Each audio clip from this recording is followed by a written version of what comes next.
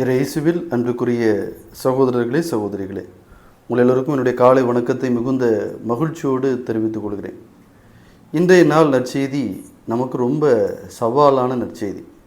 இன்றைக்கி ஆண்டவர் சொல்லக்கூடிய செய்தி என்னென்னா, உடைய பகைவரை நேசிங்க. உங்களுக்கு யாரெல்லாம் துன்பம் செய்கிறாங்களோ அவங்களுக்காக ஜெபிங்க. ஸோ ரொம்ப சவாலான ஒரு பகுதி. நான் இந்த பகுதியை குறித்து யோசிக்கிற பொழுது ஒரு காரியத்தை நான் உணர்கிறேன். ஒரு சின்ன கற்பனை பண்ணி பாருங்களேன்.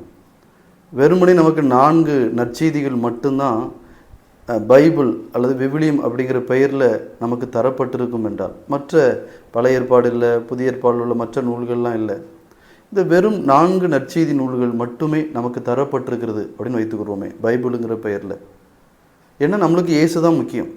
இயேசு தான் நமக்கு எல்லாம். இயேசு தான் நம்முடைய வாழ்க்கையை மாற்றினாங்க. இயேசு தான் நமக்கு ஆதாரம். ஸோ அங்கேருந்து நம்முடைய எல்லா படிப்பினைகளும் நற்செய்திகளும் நமக்கு கிடைக்குது. அப்படின்னா அந்த இயேசுனுடைய வார்த்தைகள் மட்டும்தான் நமக்கு விவிலியமாக தரப்பட்டிருக்கும் அப்படின்னா, நான் நிச்சயமாக இன்றைக்கி யோசித்து பார்க்குறேன். இன்றைக்கி நிறைய இந்த கிறிஸ்துவில் இருக்கக்கூடிய தேவையில்லாத விஷயங்கள் எல்லாம் இன்றைக்கு இருந்திருக்காது நிச்சயமாக.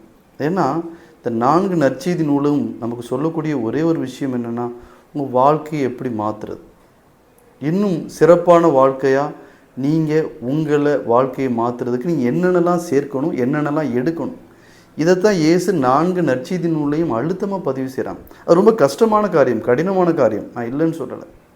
ஆனால் அதுக்கு பேர் தானே கிறிஸ்துவம். அதனால தான் நீங்கள் ஆண்டவர் ஒரு கேள்வி இன்னைக்கு கேட்குறாரு. என்ன கேள்வி அப்படின்னா, எப்போ நீ அன்பு செய்வோரையே நீ அன்பு செய்வான்னா இதைத்தானே மற்றவங்களும் செய்கிறான்.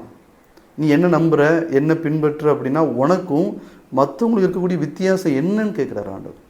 ஒரு ரொம்ப ஆழமான ஒரு கேள்வி. இதை மனதில் வைத்துக்கொள்ளுங்க. இன்றைக்கு மனதில் வைத்துக்கொண்டு கொஞ்சம் சிந்திங்க. 4 நற்செய்தியை திரும்ப திரும்ப வாசிங்க. மற்ற பகுதியில் வாசிங்க, நான் வாசிக்கக்கூடாதுன்னு சொன்னால், இந்த 4 நற்செய்தியும் தான் நமக்கு கரு.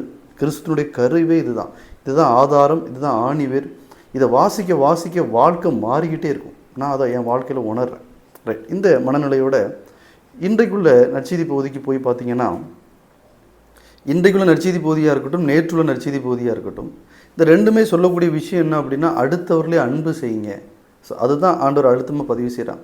ஸோ இந்த நாளில் நான் இந்த அன்பினுடைய எதிர்ச்சொல், எதிர்ப்பதத்தை குறித்து உங்களோட ஒரு சில காரியங்களை பகிர்ந்து கொள்ளலாம்னு நினைக்கிறேன்.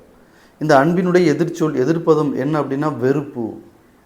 ஸோ வெறுப்பு என்பது நம்ம எல்லாருக்குள்ளும் நீக்கமற நிற்கக்கூடிய ஒரு குணநலமாக இன்றைக்கு இருக்கிறது. அன்புங்கிறது எப்படி எல்லாருக்குள்ளேயும் இருக்குது, நான் அதெல்லாம் இல்லைன்னே சொல்ல மாட்டேன். ஆனால் அந்த அன்பு ஒரு சில பேர் மேல் மட்டும்தான் இருக்குது. இந்த வெறுப்பும் அப்படி தான், நம்ம எல்லாருக்குள்ளேயும் இருக்குது. ஆனால் தாய் திருச்சபை சொல்கிறது, இயேசு சொல்கிறாங்க, வெறுப்பு என்பது மிகுந்த மோசமான ஒரு காரியம்.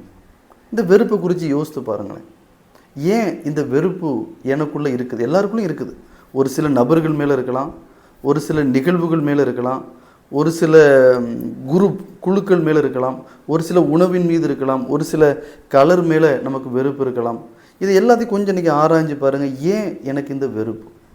இந்த வெறுப்பு எப்படி உருவாகுது அப்படின்னா, ஒரு ஜட்ஜ்மெண்ட் அடிப்படையில் உருவாகுது. அந்த ஜட்ஜ்மெண்ட், நான் ஒருத்தங்களை ஜட்ஜ் பண்ணுறேன், ஒரு பொருளை ஜட்ஜ் பண்ணுறேன், ஒரு நிகழ்வை ஜட்ஜ் பண்ணுறேன், ஒரு கலரை ஜட்ஜ் பண்ணுறேன், ஒரு குழுவை நான் ஜட்ஜ் பண்ணுறேன். ஸோ இந்த ஜட்ஜ்மெண்ட்டின் அடிப்படையில் தான் இந்த வெறுப்பு உருவாகுது. ஏன் இந்த ஜட்ஜ்மெண்ட்டில் எனக்கு வெறுப்பு உருவாகுது அப்படின்னா, ஏன் எண்ணங்களை இந்த ஜட்ஜ்மெண்ட்டுக்காக நான் பயன்படுத்துகிறேன். ஸோ இப்போ ஒரு உதாரணம் கொடுக்குறேன். நான் இப்போ காம்ப்ளிகேட்டடாக ஆக்கிட்டேன், நான் உதாரணம் கொடுக்குறேன். இப்போ நான் பங்குகள் இருக்கிற பொழுது என்னுடைய திருப்பலி நீங்கள் பார்த்தீங்கன்னா கிட்டத்தட்ட 35லேருந்து 40 நிமிஷம் இருக்கும். எனக்கு அது குறைவாக வைக்க முடியாது, அது அப்படி பழகிட்டு. ஆனால் இது ஒரு சில பேருக்கு பிடிக்காது. காலையில் திருப்பலிக்கு வர்றவங்க என்ன நினைப்பாங்கன்னா, 30 நிமிஷத்தில் இந்த ஃபாதர் திருப்பலியை முடித்தாங்க. ஸோ இதனால் என் மீதும் என் திருப்பலி மீதும் ஒரு சில பேருக்கு வெறுப்பு உண்டு. ஒரு சில பேர் இதனாலேயே திருப்பலிக்கு வராமல் கூட போயிருக்கிறாங்க, அது எனக்கு தெரியும். ஆனால் அந்த மனிதர்கள் மேலே எனக்கு எந்த வெறுப்பும் கிடையாது. ஏன்னா இப்போ அவங்க இப்படி கோபிச்சுட்டு போகிறதுனால நான் அவங்கள வெறுக்க முடியாது. ஏன் அப்படின்னா, நான் வெறுக்கிறதுக்கு முன்னாடி அவங்க செயலை நான் ஜட்ஜ் பண்ணுறேன். எப்படி ஜட்ஜ் பண்ணுறேன்? அவங்க என் பூசைக்கு இல்லாமல் போகிறாங்க, அது எப்படி? ஸோ இல்லை, என்னுடைய எண்ணத்துக்கு விட முக்கியம் நான் அவங்கக்கிட்ட கேட்கணும். நான் அவங்க இடத்துல இருந்து அவங்கள புரிஞ்சுக்கிறணும். நான் எப்படி புரிஞ்சுக்கணும் அப்படின்னா, ரைட்டு, காலையில் அவங்களுக்கு வேலை இருக்கும், பிள்ளைகளை ஸ்கூலுக்கு கிளப்ப வேண்டிய வேலை, இல்லைனா வேலைக்கு கிளம்ப வேண்டிய வேலை இருக்கும். ஸோ அதன் நிமித்தம் அவங்க திருப்பலி 30 நிமிடத்துக்குள்ளே முடித்தா நல்லதே அப்படின்னு அவங்க நினைக்கிறாங்க அப்படின்னு நான் நினைத்து கொண்டு அவங்கள வெறுக்கிறது இல்லை. ரைட், பரவாயில்ல, அது அவங்களுடைய உணர்வு, நான் மதிக்கிறேன். ஸோ அதுபோல் என்ன வெறுக்கிறதுக்கு முன்னாடி என்னுடைய நோக்கத்தை நீங்கள் கேட்கணும். நான் ஏன் திருப்பலி 35-40 நிமிஷம் வைக்கிறேன்? என்னுடைய வாழ்க்கையில் திருப்பலி ஏதோ ஒரு கடமைக்காக வைக்கக்கூடாது. அதனுடைய பொருள் உணர்ந்து, அதனுடைய அர்த்தம் உணர்ந்து, அதனை முழுமையாக மக்களுக்கு கொடுத்து, இறைவார்த்தையை பகிர்ந்து, நற்கருணையை முழுமையாக மக்கள் பெற்றுக்கொள்ளும் வேண்டும் என்பதற்காக நான் கொஞ்சம் கரெக்டாக அந்த விஷயங்களை நான் அர்த்தம் உணர்ந்து சொல்வது வழக்கம். அதனால் நேரம் எடுக்கும். ஸோ இதை நீங்கள் என்ன புரிஞ்சுக்கிட்டீங்க அப்படின்னா நீங்கள் என்ன வெறுக்க மாட்டீங்க. ஸோ நான் அதனால தான் சொல்கிறேன், வெறுப்பு என்பது எங்கே உருவாகுது அப்படின்னா ஒரு ஜட்ஜ்மெண்ட். அந்த ஜட்ஜ்மெண்ட் எப்படி உருவாகுது? ஏன் எண்ணத்தின் அடிப்படையில் மட்டும் இல்லை அன்பு மக்களே. நீங்கள் வெறுக்கிறதுக்கு முன்னாடி, ஜட்ஜ்மெண்ட் பண்ணுறதுக்கு முன்னாடி யாரை, எதை, எந்த குழுவை வெறுக்கிறீங்களோ ஜஸ்ட் அவங்களுடைய ஐடியா என்ன, அவங்களுடைய எண்ணம் என்ன, அவங்க எதுக்காக இதை செஞ்சாங்க அப்படிங்கிறத நீங்கள் புரிஞ்சுக்கிட்டீங்கன்னா சத்தியமாக நான் சொல்கிறேன், நீங்கள் ஜட்ஜ் பண்ணவே மாட்டீங்க. நீங்கள் ஜட்ஜ் பண்ணல அப்படின்னா கண்டிப்பாக எதன் மீதும் யார் மீதும் வெறுப்பே வராது. இன்னொரு உதாரணம் பாருங்களேன். இந்த உலகத்தில் நம்ம கருப்பு கலர் அப்படிங்கிறது மேலே ஒரு அவர்ஷன் இருக்குது, ஒரு வெறுப்பு இருக்குது.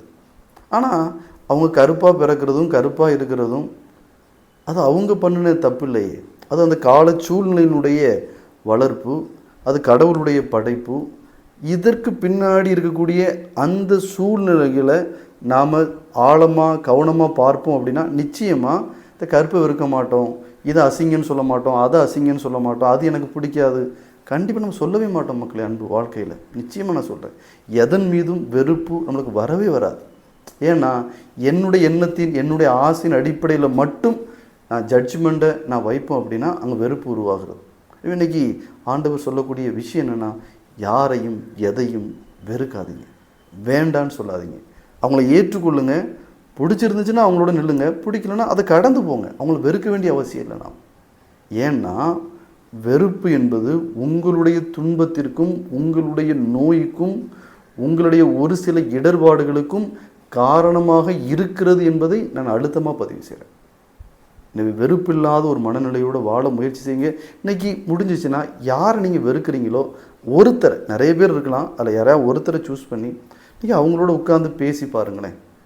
ஏன் அவங்கள வெறுத்தீங்க அப்படிங்கிற காரணத்தை சொல்லி பார்த்தீங்கன்னா அவங்க அதற்கான ஒரு விஷயத்தை உங்கள்கிட்ட சொல்லுவாங்க. இதுதான் நான் இப்படி பண்ணினேன் அப்படின்னு சொல்லும் பொழுது அவங்கள வெறுப்பதற்கான சூழ்நிலை உருவாகவே உருவாகும்.